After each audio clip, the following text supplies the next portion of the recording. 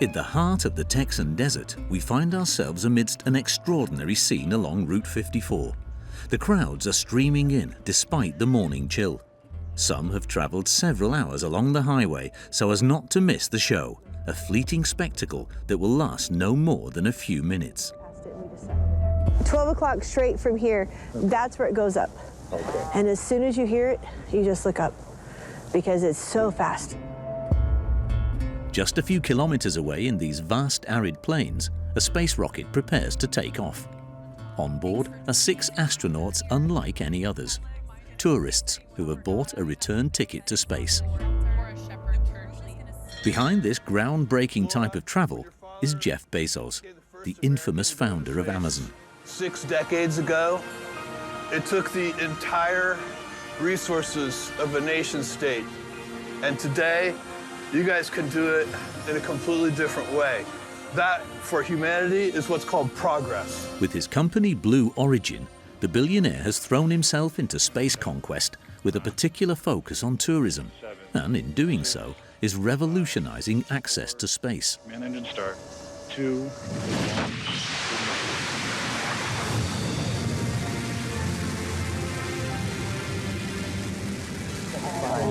There it goes, it's up. Oh, yeah. Yeah, you see it? Okay. Yes. Oh, wow. Oh, my gosh. Yep. I get to follow it all the way up this time. Film it. I definitely do feel that it's a new era for the children. I probably will never go in my lifetime, but one of my students may, or one of my sons may, or my grandchild may. You know, I see that as being part of their future.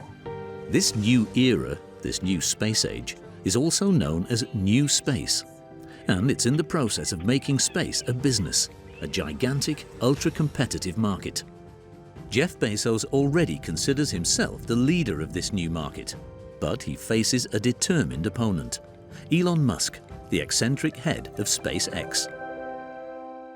This unusual entrepreneur is also reinventing the exploration of space.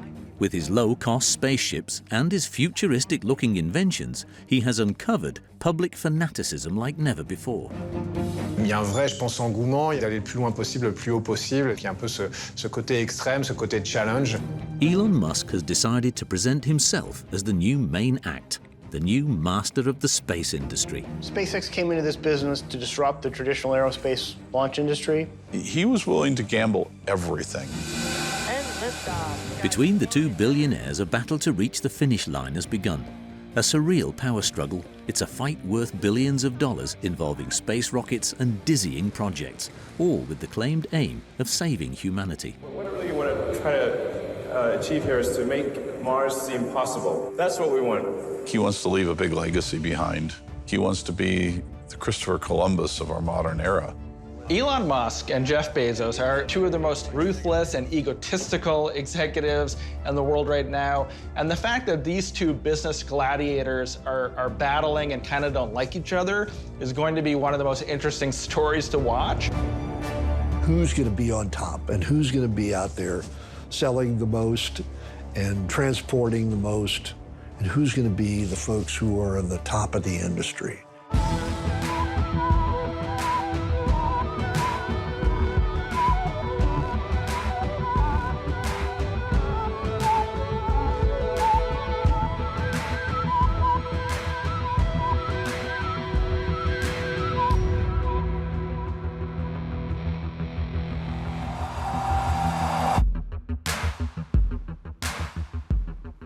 This new space age finds its origins in the end of the 1990s in California, in Silicon Valley.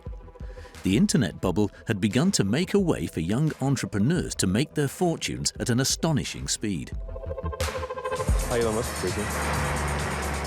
At 22, Elon Musk sold his first startup, and the new millionaire relished the moment on CNN. This is definitely very cool. I like it a lot. Congratulations. Just 3 years ago, I was showering at the Y and sleeping on the office floor. And now, obviously, I've got a $1 million car, and it's just a moment in my life. All clear. The image of Elon in the late 90s and sort of the early flush of his success is someone who just won the lottery. You know, he's famously spent a huge amount of money on a new sports car that he took a reporter on a ride with and crashed it. There it is, gentlemen, the fastest car in the world. What I think is interesting about that period is it didn't satisfy him. Most of his money he immediately turned around and put into new ventures. With this tactic, Elon Musk hit the jackpot. Selling his shares with PayPal, the online payment platform, he recouped $180 million. When he became wealthy after PayPal went public, he was thinking about what to do with all of this money, and he was someone who was interested in space science and astronomy and science fiction tales. Disappointed by the lack of ambition in NASA's programs, Elon Musk dreamt of launching a space war. Mars had always been a fascination of his, so the young millionaire decided to take things into his own hands. Perhaps he could be the one to get a space rocket to Mars. He had just come out of this world of digital entrepreneurship in Silicon Valley, where you were inventing whole new worlds in software, and there was no real limit on your creation. He made it his goal to put a canister containing plant life and maybe animals on Mars, just to demonstrate that you could send life to another planet. In order to achieve this goal, which at the time seemed impossible, he called on the space veteran Jim Cantrell. Cantrell is based today in Tucson, Arizona, with his rocket company Phantom Space.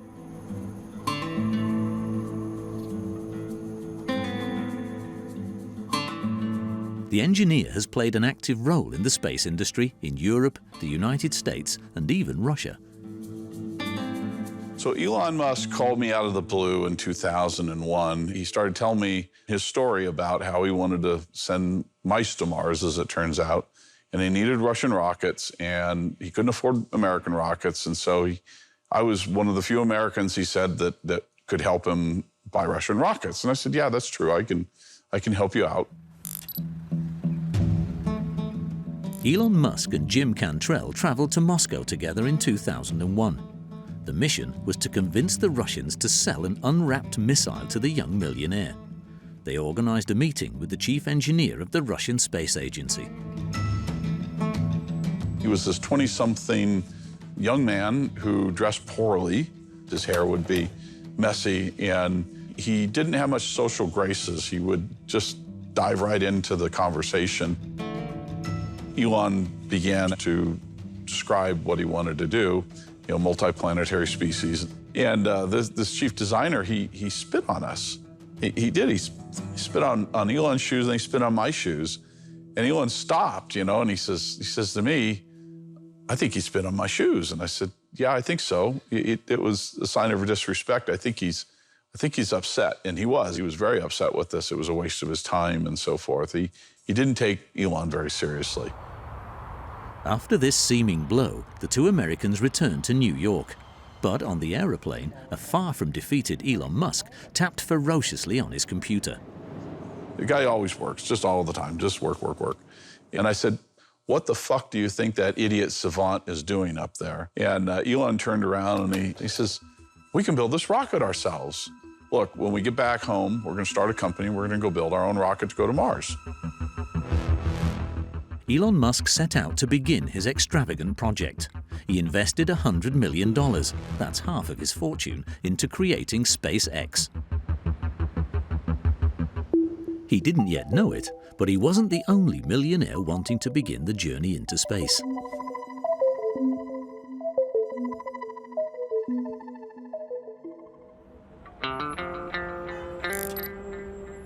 At the same time, over in Seattle, one man was revolutionizing online commerce.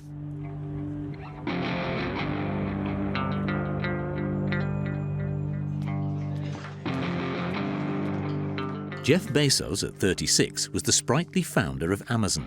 He held 1/3 of public capital, a fortune estimated at €8 billion. And the young billionaire was proud to flaunt the dazzling success of his business on camera. We started out over there. J'ai commencé là-bas, à l'est de la ville, dans ma maison. The garage of my house. and then we expanded there for a while. And in fact, Et puis on est arrivé ici, voilà notre progression. Vous voyez, on est super fort en déménagement. we're very good at moving.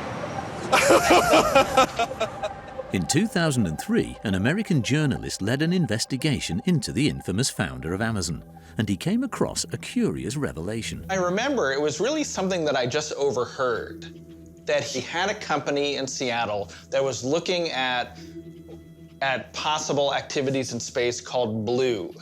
I was amazed. Jeff Bezos, one of the most famous figures of the internet, has another company that he's trying to keep secret.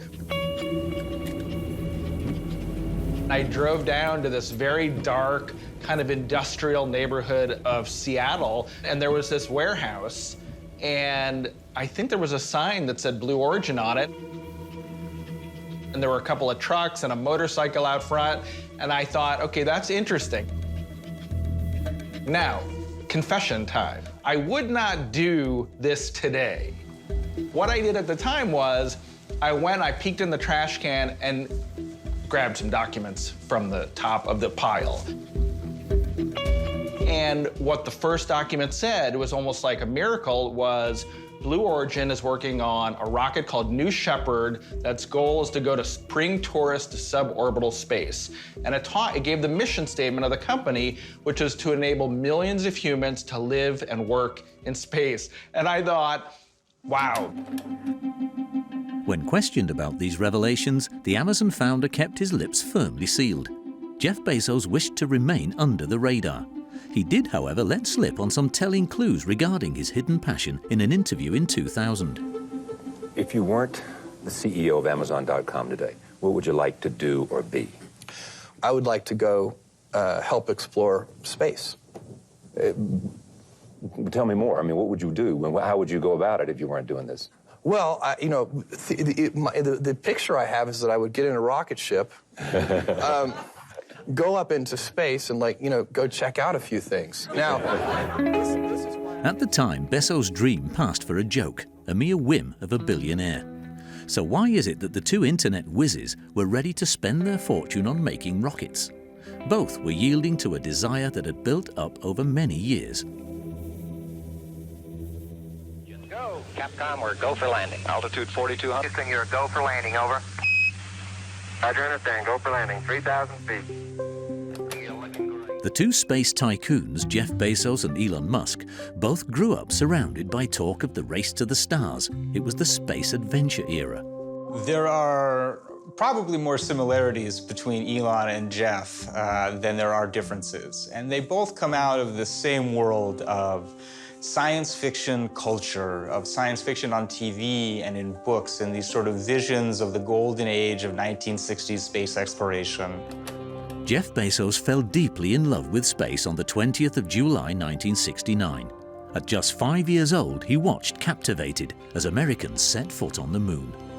How is the quality of the TV? Oh, it's beautiful, Mike, it really is. They've got the flag up now, and you can see the stars and stripes on the lunar surface. Bezos grew up at a time where the U.S. public was enamored, transfixed by the NASA space program, where these early generation of astronauts were the heroes of American culture.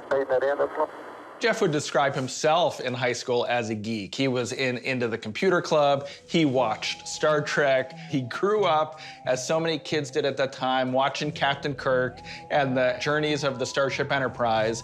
And, he fell in love with it. At the same age, Elon was also a science fiction fan, but his daily reality looked starkly different to that of Jeff Bezos and his family. A child of divorced parents, he grew up on the other side of the world, in South Africa, amidst an atmosphere fraught with violence and conflict. He was abused by both his father and his classmates. It was so sad and so scary and so threatening, and he starts to retreat into books. And he really starts reading as much sci-fi as he can get his hands on.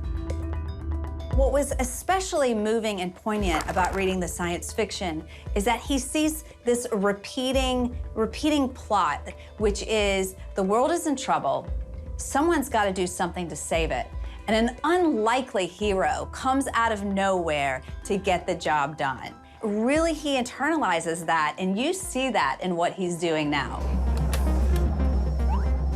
Extraordinarily gifted, the two boys began a love affair with computers and video games. They imagined themselves on board magnificent vessels living in space.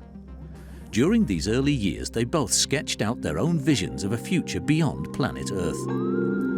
At the turn of the century, Elon Musk and Jeff Bezos had both finally accrued enough capital to set their dreams into motion.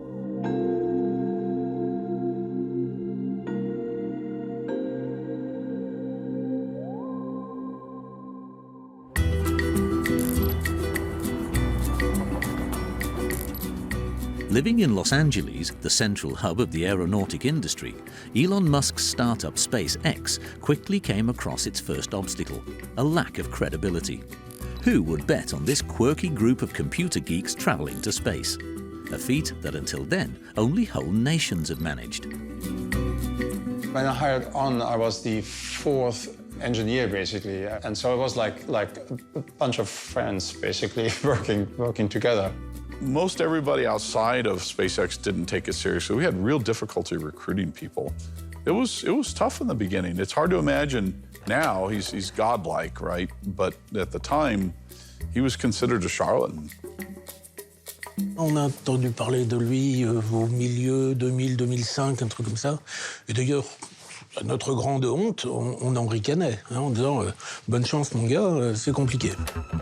The Silicon Valley child was nonetheless in the process of building his first rocket, Falcon, named after the mythical vessel in Star Wars. He was confident and committed to causing a rift in the aerospace market, and above all, to smash all existing prices. I'll talk a little bit about Zip2, and rockets really should be a lot cheaper than they are today. And I think the way that they're built, the way they're operated, is just very inefficiently. And I think with SpaceX and Falcon, we're gonna show that that's the case. SpaceX came in with a very commercial mindset. Musk came from Silicon Valley. And so it was this idea of wanting to move very fast, work long hours, and serve a commercial customer, not just the government. Elon Musk's promises and confidence frustrated the then small aerospace world, a world that was closed off, unchanged since the 1960s, and dominated by the powerful NASA.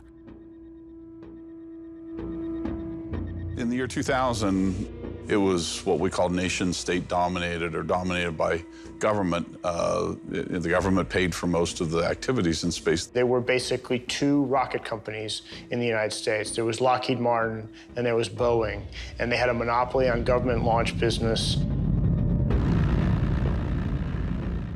The powerful patrons of the space industry had no intention of sharing their cake with a young and unknown owner of a startup. Sean O'Keefe was administrator at NASA at the time, the main player of the space game. He recalls the mixed feelings he had towards this audacious young man who came knocking at his door. Yeah, he'd come by and visited in my office and said, gee, we'd like to get involved with NASA. I said, great, you and a lot of other people would like to do that. Any entrepreneur comes along and says, trust me, I can do this. And you say, well, show me what you have. Well, I haven't made it yet. That doesn't typically sell anywhere, in any country, at any time. Show me what it is you're capable of doing. And then we got something talking about.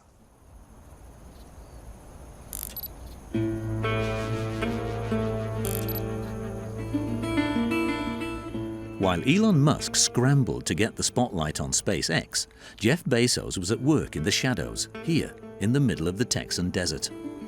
In everything he did, he applied one golden rule: secrecy.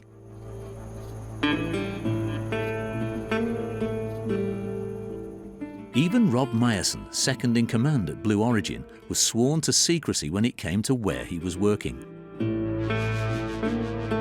I would just say, you know, I'm going to work for a new company in Seattle. And that was it. So you really couldn't say much. To carry out his space experiments away from the public spotlight, the billionaire set out buying large plots of land in a deserted location. In the fall of 2003, I got a call from Jeff's office asking me to prepare to go on a trip to Texas with him to go look at ranches. He ended up buying the one north of Van Horn, Texas. And that's where we built our launch site. He assembled property from many ranchers, all under assumed names of like explorers. You know, it's a property almost the size of Rhode Island. Total secrecy, yep. Faced with the hare that was Musk, Jeff Bezos decided to play the tortoise. Gradatum ferociter was our motto. So step by step, ferociously. Jeff Bezos had a philosophy that we should be the company that talks about things that we've done rather than talk about what we're going to do. And that's really one of the key differences, I think, between SpaceX and Blue Origin. Bezos, he was still very much in the process of building up Amazon, making it this global, empire that it is today. And Blue Origin was much sort of like a hobby, a side project. Elon had put half of his money windfall from PayPal into this, and so it was a life or death venture. Like, he was all in from the beginning.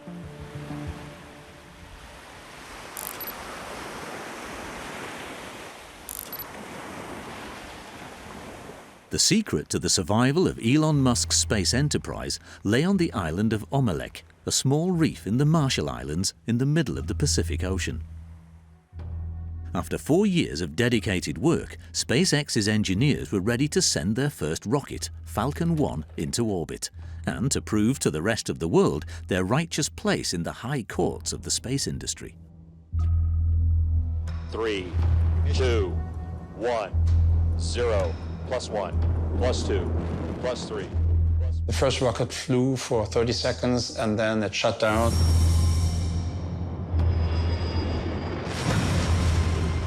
That was the end of that launch. It was pretty tragic, and it shook me up pretty badly too.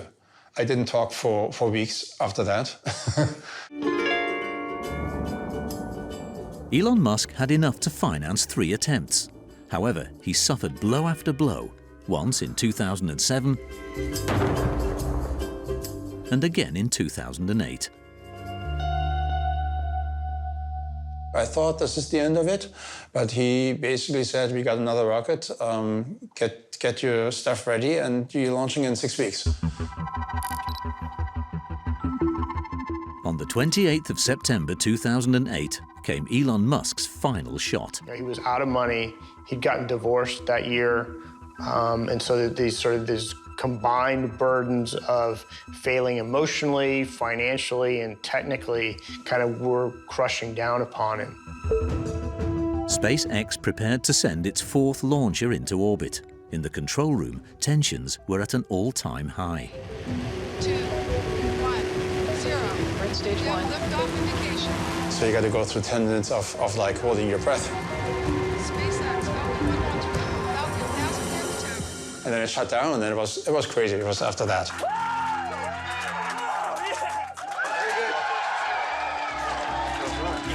There was a lot of shouting, there was a lot of hugging. It was a moment for the people at that company that I think they will never forget. It validated everything that they had been working on, and also, validated their defiance of the established norms of the aerospace world. Saying goes, 4th time's the charm, right?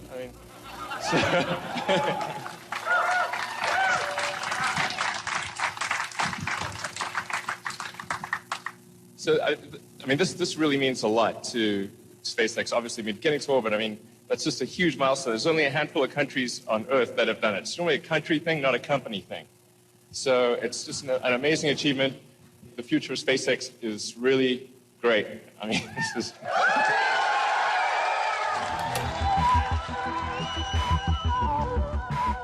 Elon Musk's tenacity did not go unnoticed. In December 2008, NASA engaged SpaceX in a contract for 12 supply flights to the International Space Station, or ISS. Elon Musk and his team were saved, and the American government had found their answer to maintaining its position as leader of the global space industry.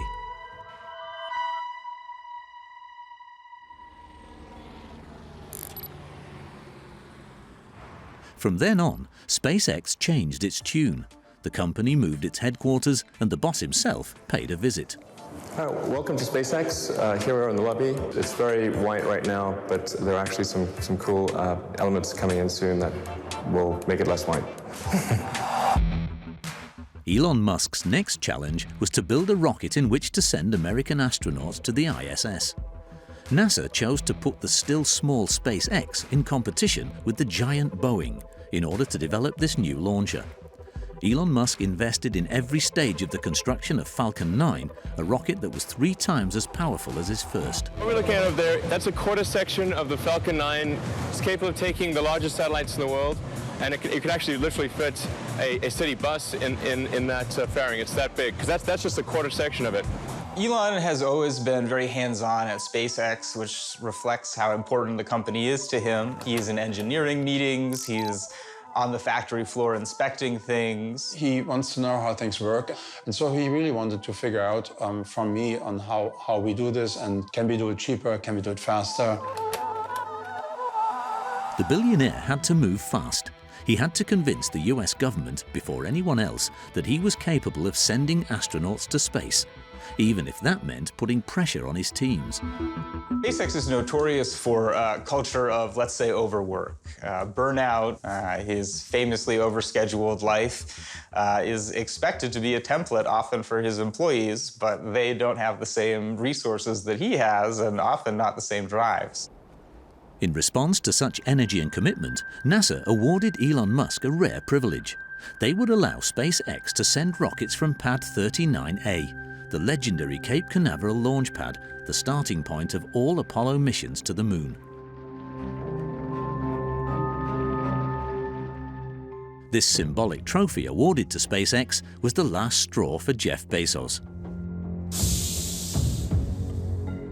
I think it probably did bother him that Elon Musk was becoming this heroic figure who was opening up the space frontier, and Bezos himself had spent millions pursuing the same goal. So I think that there was a little bit of friendly, or maybe not so friendly, competition, not just to launch rockets, but for the limelight, for this role as kind of the hero of new space.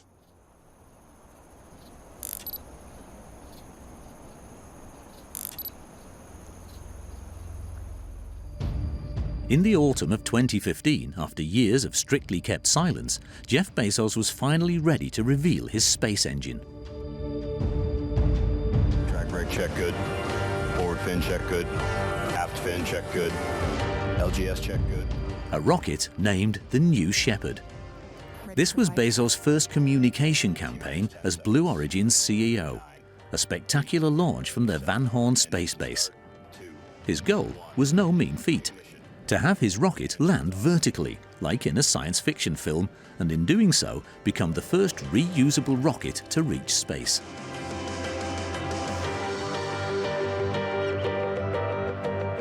Approaching max Q. Main engine cut out. Standing on the patio next to mission control, you hear, you see the flash, you see the cloud of dust, and then immediately run back to look through the, into mission control at the screen, and it's just like screaming, just, arms in the air, just excitement for being able to accomplish something that nobody's ever done before.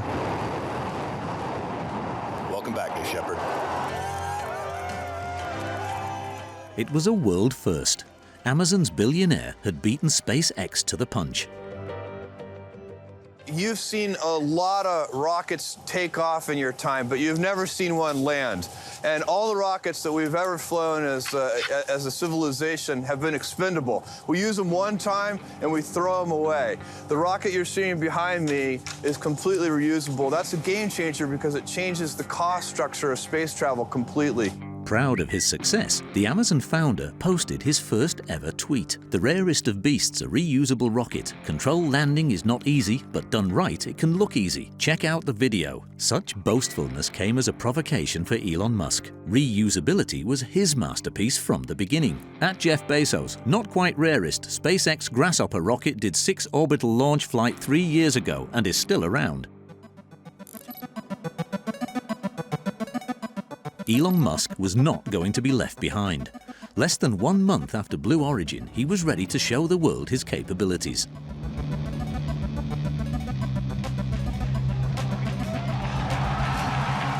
After flying to orbit much higher and much further than Jeff Bezos' rocket, it was Falcon 9's turn to land vertically.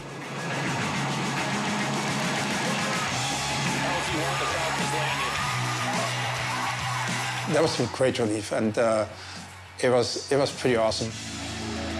It was a huge moment for the company and for Elon Musk, somewhat dampened after Bezos tweeted at him, "Welcome to the club," sort of saying, well, I beat you to this with the New Shepard.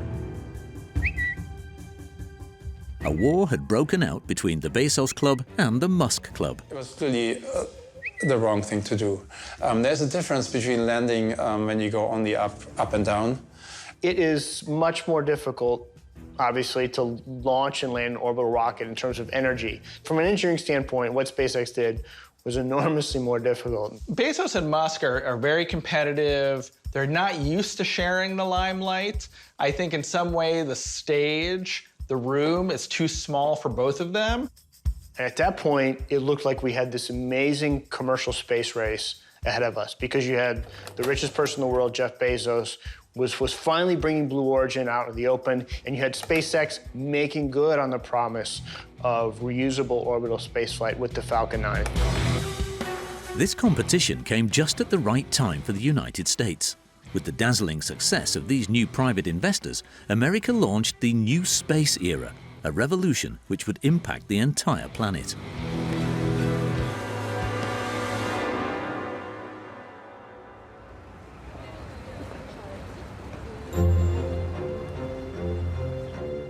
Over on the other side of the Atlantic in Europe, the American private sector's rise to power was not being taken as seriously. The European space program, embodied by the rocket Ariane, was resting slightly on its laurels.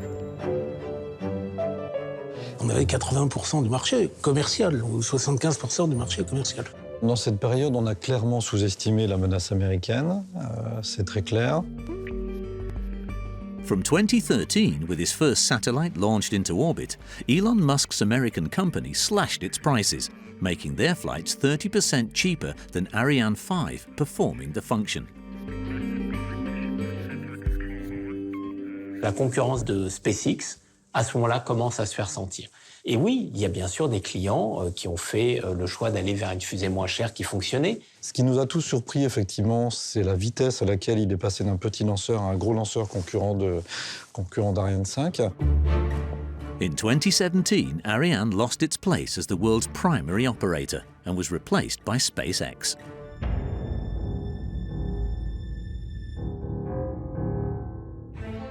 Also hit by the shockwaves of new space was Russia, who opted to ignore the threat.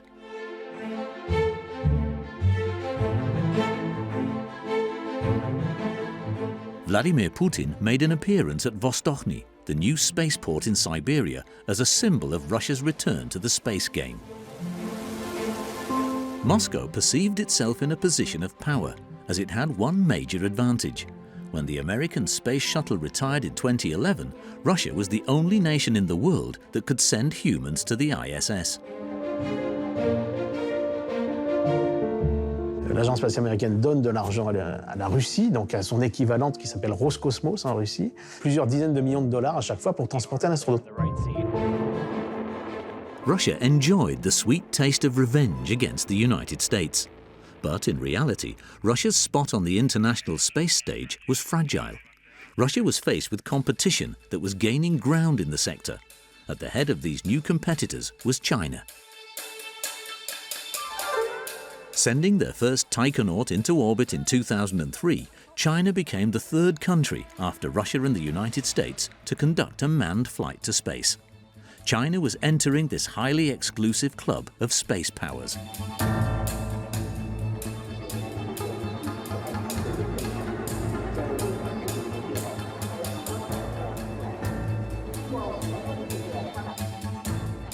President Xi Jinping strongly supported what he perceived as an integral part of the so-called Chinese dream.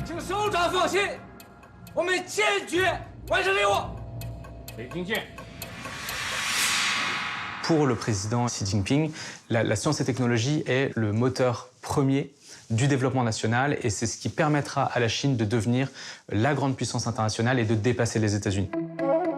The Beijing regime was in fact watching the United States closely as SpaceX and Blue Origin made their breakthroughs and was inspired. En Chine, il y a une grande fascination par rapport au modèle d'innovation, mais aussi de financement de l'innovation aux États-Unis. Et donc on a vu fleurir ces dernières années, particulièrement à partir de 2014, un New Space chinois. A Chinese new space, with dreams of following in the footsteps of SpaceX. Within a few years, the name Elon Musk became one of the most well-known in the world.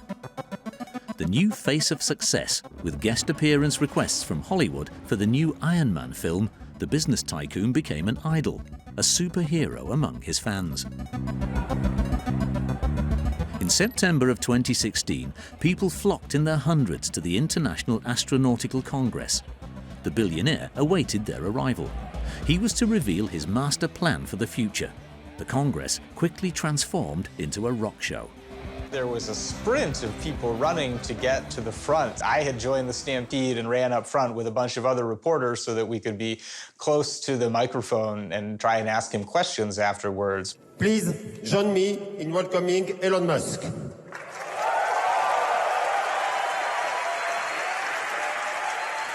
At the age of 45, Elon Musk was ready to publicly announce his vision, a revelation that had a rather messianic feel.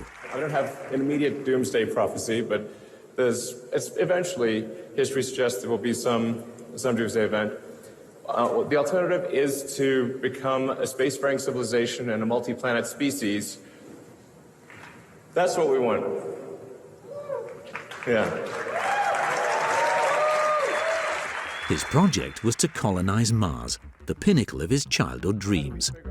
He announced to his spellbound audience the construction of a new giant 120-meter-tall rocket, 4 times the size of Ariane 5, an entirely reusable rocket named Starship. It would allow 1 million humans to travel to Mars within 30 years to live in this autonomous city-state. The first flight scheduled to leave for the Red Planet would be in 2024. Il a su redonner à l'épopée spatiale une sorte de matérialité qui était sans doute un peu perdue par la technicisation du spatial. On parle beaucoup de satellites, on parle d'objets techniques. Et lui, il redonne un peu cette épopée de Jules Verne. Voilà, c'est le voyage dans la Lune, etc. It would be an incredible adventure. I think it would be the most inspiring thing that I could possibly imagine. But although his fans were transfixed by his vision of the future, space industry experts were once again skeptical of Musk's ambitions. They looked at it and said, that's ridiculous. This guy's a megalomaniac, he's crazy, and if this is really his goal, we ought to write him off. Space professionals were suspicious of his capacity to transform Mars into a planet B. Une aventure vers Mars, c'est important parce que pour une équipe de scientifiques, pour vraiment répondre à des questions fondamentales, mais on n'est pas dans une position aujourd'hui de se dire, voilà, on peut à grande échelle envoyer des gens sur Mars. Quiconque dit ça aujourd'hui, malheureusement, n'est pas entièrement honnête, je pense.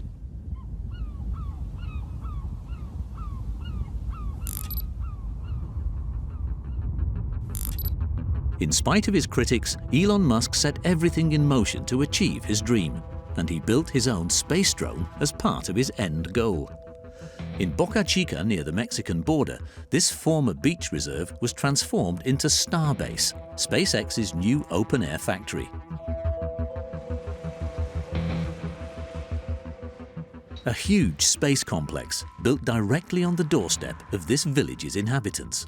Like Maria, SpaceX's closest neighbor. It's pretty cool. It's really cool here. Here it is. It's my house. This is the house right there behind the tree next to the metal shop.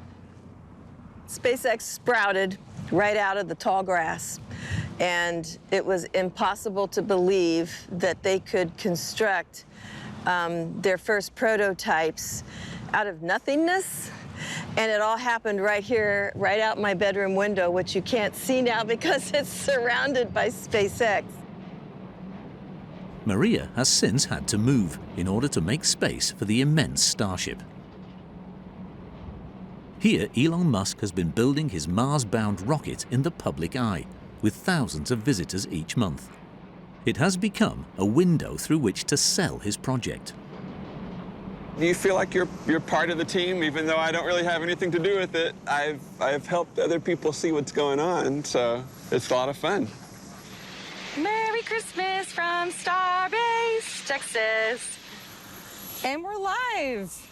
Coming to you live from Starbase, Texas. My name is Jessica Kirsch. Welcome to the stream. Fans like Jessica, who are highly active on social media, have filmed and dissected each construction stage of SpaceX's rocket, spreading Elon Musk's Martian religion around the world. Right now, we are looking at the quick disconnect arm here attached to the orbital launch integration tower here at the Starbase launch pad. It's a new era in space, and I'm excited. I hope to get aboard one of these ships in the coming years. I'd love to. Feeding off the sudden buzz, Elon Musk made no delay in opening Starbase's gates to the most high-profile YouTubers. I'll get my camera out. Yeah, you take a video of me. I can take a video of this. Not a fan of traditional interviews with high-profile television networks, he's preferred to chat informally with young computer whizzes who remind him of himself. So this is, at its heart, it is fundamentally an optimization of cost per ton to orbit and then ultimately cost per ton to the surface of Mars. Right. The entrepreneur understood that winning over the public was just as important as winning the race to space, and he doubled down on his efforts, letting his imagination run wild.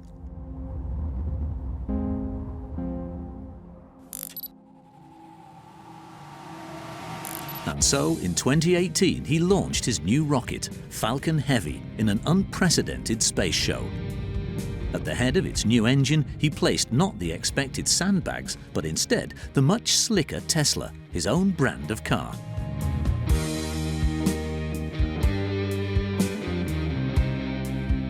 It was amazing, and in fact, it was incredible PR because it hit every front page around the world the next day. The whole world was watching as this spaceman in a suit was sitting at the wheel of a Tesla. I just thought it was this a kind of iconic image of what the commercial space industry could do and what the future was.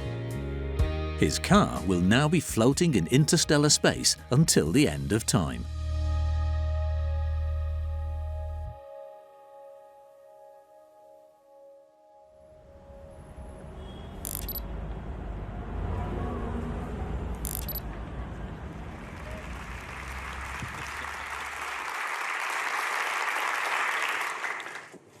You don't choose your passions. Your passions choose you. Jeff Bezos was also eager to be the main player on the space stage. In May 2019, in a famous presentation he gave in Washington, D.C., he finally revealed his secret. Like Musk, the head of Amazon also wished to be the savior of humanity. His big project involved large space stations, real-life floating worlds, ready to welcome humans and, above all, their industry. These are very large structures, miles on end, and they hold 1 million people or more each. But heavy industry and all the polluting industry, all the things that are damaging our planet, those will be done off Earth. We get to preserve this unique gem of a planet, which is completely irreplaceable. There is no plan B. That vision for the future is maybe different from the negative vision of, we're destroying Earth and we need to get off the Earth and go find a new place to live. The first step in this long-term space conquest was the Moon. The entrepreneur lifted the veil on a spectacular project, a project that would make Blue Origin a key partner to NASA. Let me show you something.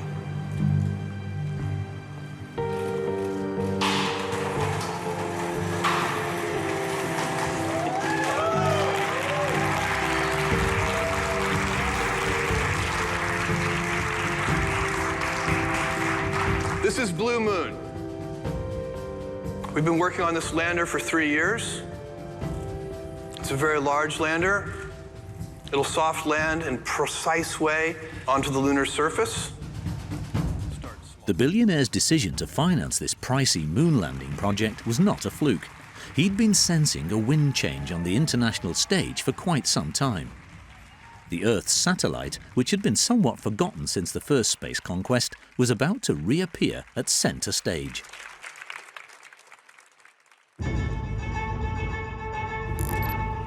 That same year, China managed to ruffle America's feathers and reignite the race to the moon. With their Change 4 mission, the Chinese placed a robot on the far side of the moon where no human being had ever been. China was now the world's second largest space power, behind the United States and ahead of Europe and Russia.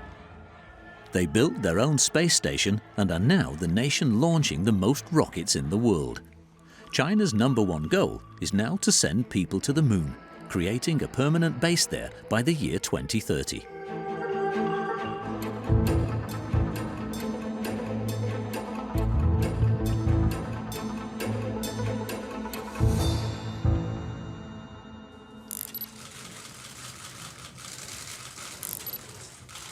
The Americans did not waste any time in reacting.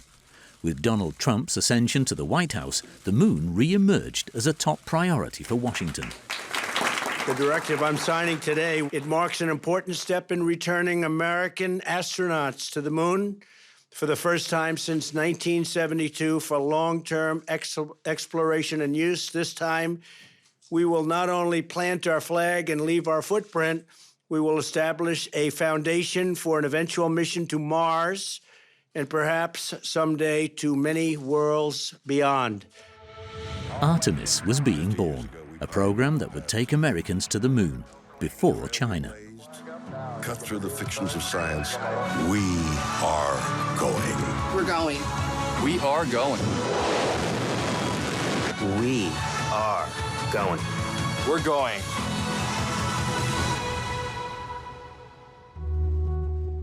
However, unlike the first race to the moon, this time the tone was slightly different. The space race in the 1950s and 60s was all about world dominance.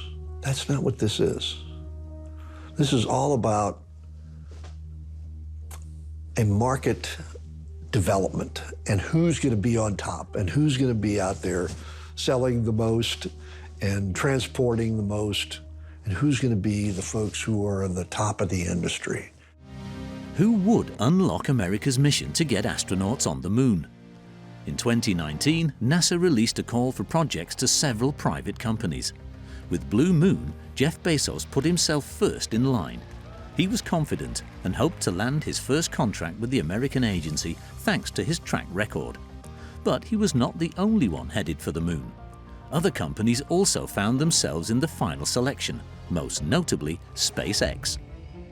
Elon Musk proposed using his Starship vessel, originally created for exploring Mars, to travel to the moon, at half the price of Blue Origin, but after several years of trying, was deemed unachievable. The competition between the two billionaires was closer than ever before, but one event was to change the entire game.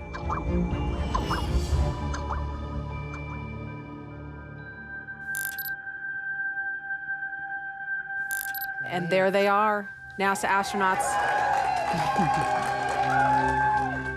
On the 30th of May 2020, the United States was ready to send humans to space for the first time in 9 years. And for the first time, NASA entrusted the responsibility of sending valued astronauts to the ISS to a private company. SpaceX was in command.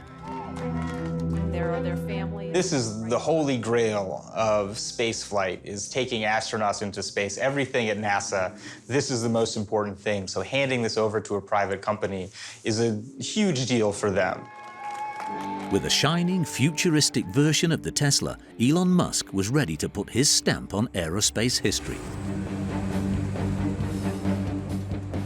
SpaceX Dragon, we're go for launch. Let's light this candle. 3, 2, 1, 0. Ignition. Liftoff of the Falcon 9 and Crew Dragon. Go NASA, go SpaceX, Godspeed, Spot and Doug. America has launched. We have Bob Behnken from SpaceX Demo 2 mission entering the International Space Station. That was really an incredible day when you think about the fact that only, Russia, the United States, and China had put humans into orbit. The private company overtook Moscow in its monopoly of manned flights and the revenue that came with it. SpaceX has been enormously disruptive in the global launch landscape, and that has really shaken things up, especially in Russia. It's really had a convulsive effect on their space economy. For Elon Musk, it was a personal victory, the crowning moment after years of dedicated commitment, and he struggled to hide his emotions. I'm really quite overcome with emotion on this day. It's kind of hard to talk, frankly. It's been 18 years working towards this goal. So what has culminated in this incredible launch today of getting astronauts back to orbit after almost a decade, I think this is something that should really get people, right on the heart of anyone who has any spirit of exploration. The entrepreneur acquired a new level of status. In 18 years, his small startup, once scorned by the aeronautic industry, became the most powerful private space company in the world. The eccentric billionaire was now the face of the American space revival. When the time came for NASA to choose a partner to build its moon lander, the choice was easy. We've been working for the last year with 3 partners who will help us achieve the next human mission to the moon. NASA has chosen SpaceX to return us to the moon. Musk won the competition, along with a contract worth $2.9 billion. SpaceX's Starship was to be the vessel that would go to the moon. For Jeff Bezos, ousted from the lunar program, the disappointment was brutal. Losing the Blue Moon contract to SpaceX was, I think, a tremendous setback. And it's probably frustrating to him that a company, Blue Origin, that started before SpaceX is now lagging so far behind. I think he was incandescent. Bezos was angry enough about this that he took the government to court, which delayed progress on this exploration program, and he even offered after the fact to throw in $1 billion discount, effectively. He wants to do this. All right, here we go. Guys, how exciting is this? Come on. Jeff Bezos was not going to give up without a fight. On the contrary, in 2021, he stepped down from his position as CEO of Amazon in order to dedicate all of his time to his space passion. There was, after all, still one sector that the billionaire had intended to conquer since the beginning phases of Blue Origin: space tourism.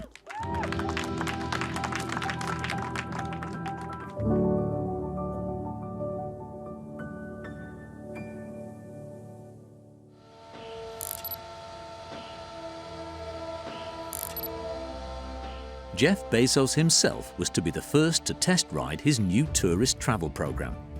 On the 20th of July 2021, he took the risk of traveling in his own rocket into space, a unique sales technique. There he is, the richest man in the world, going to space.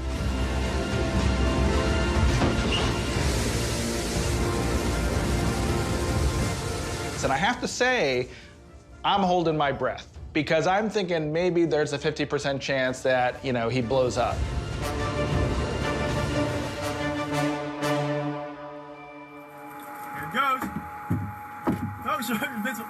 Here, try again. The entrepreneur was living his childhood dreams. A couple minutes after that, the capsule with Bezos and his comrades floats down under 3 parachutes. And Bezos marches out. He's wearing that ridiculous cowboy hat and the blue jumpsuit, and he's ebullient. He's so happy and glowing. It was the perfect kickstart for another space conquest: access to space for all, or just about. The price of a ticket to enjoy 10 minutes of weightlessness was $200,000. This is so much fun. Il y a eu pas mal d'analyses de marché qui montrent qu'il y aurait typiquement 50 000 clients par an capables de payer 200 000 $. Donc quand vous faites 50 000 fois 200 000, etc., ça fait des papillons dans les yeux. Throughout the aerospace community, people see space tourism as a way to normalize space, to make money, to develop new technologies. I think the public sees it as sort of an indulgence for the ultra-wealthy at a time when that seems very gauche. And that's before factoring in the environmental cost. In 10 minutes, Bezos and his clients emit 75 tons of CO2, the equivalent of 30 European citizens' emissions in 1 year. I think in terms of convincing the public that these things are more than a frivolous joyride made by a billionaire, he still has a lot of work to do. How far will this intensive commercialization of space go? Can we really privatize this common heritage shared by humanity? Does the new space market have enough to whet people's appetites?